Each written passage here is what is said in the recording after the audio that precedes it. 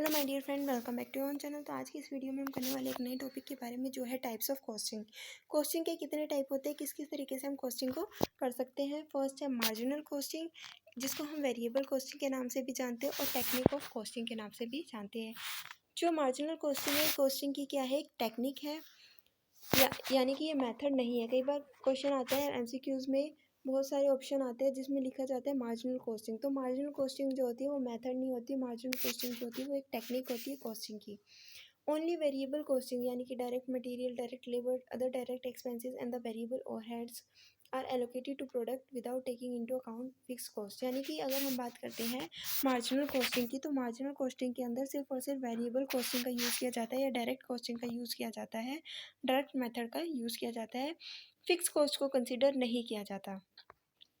The technique of marginal costing is a valuable tool to management in making managerial decisions like fixation of selling prices, selection of suitable product mix, selection of alternative method of production, make or use decision and also for cost control। यानी कि decision making के लिए हम marginal costing की technique का use करते हैं कि किस तरीके से हमें डिसीजन लेना है। प्राइसिंग से रिलेटेड हो गया, प्रोडक्ट मिक्स कौन सा हमें सेलेक्ट करना है, ठीक है। तो इन सारी चीज़ों से यूज़ करने के लिए हम क्या करते हैं, मार्जिनल कॉस्टिंग का यूज़ करते हैं ताकि हम प्रॉपर डिसीजन ले सकें। तो ये थी हमारी मार्जिनल कॉस्टिंग, जिसमें हम वेरिएबल कॉस्ट को कंसिडर करते हैं, फिक्स कॉस्ट को कंसिडर नहीं करते, या फिर हम इसमें क्या करते हैं, डायरेक्ट कॉस्ट को कंसिडर करते हैं। उसके बाद जो नेक्स्ट टाइप आता है कॉस्टिंग का, वो है absorption costing. It is a technique of charging all cost both fixed and variable cost to production of a product. It doesn't require a breakdown of cost into fixed and variable cost। अब absorption costing के अंदर क्या आता है, fix cost और variable costing दोनों को ही हम कंसीडर करते हैं। इसके अंदर ऐसा नहीं है कि फिक्स कॉस्ट को कंसीडर किया या फिर सिर्फ और सिर्फ वेरिएबल कॉस्ट को कंसीडर किया, नहीं, यहाँ पे हम दोनों ही कॉस्टिंग का जो है वो कंसीडर करके चलते हैं।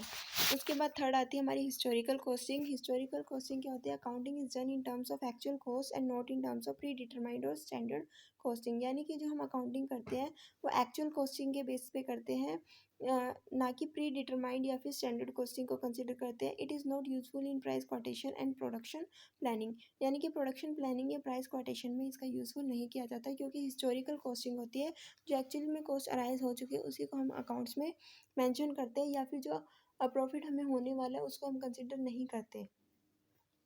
तो हिस्टोरिकल कॉस्टिंग का ज़्यादातर यूज़ नहीं किया जाता है प्राइस क्वाटेशन के लिए, क्योंकि जो कॉस्ट होती है वो हम करंट कॉस्ट को कंसिडर करते हैं, करंट प्रॉफिट को कंसिडर करते हैं, क्योंकि कॉस्ट जो है वो चेंज होती रहती है, ठीक है। प्रोडक्शन की प्लानिंग करने के लिए भी हम हिस्टोरिकल कॉस्टिंग का यूज़ नहीं करते, क्योंकि जो प्राइस है वो चेंज होते रहते हैं, तो कोई मैटर नहीं बनता, कोई यूज़ नहीं बनता। लेकिन हाँ, हिस्टोरिकल कॉस्टिंग का हम यूज़ करते हैं कंपैरिजन करने के लिए कि जो करंट प्राइस है और जो हिस्टोरिकल प्राइस है उसमें क्या चेंजेस आए हैं। उसके बाद आता है last topic, last types of costing, वो है standard costing, under which cost are determined in advance and on certain predetermined standard. It is helpful to management for cost control, production planning, formulation of policy etcetera.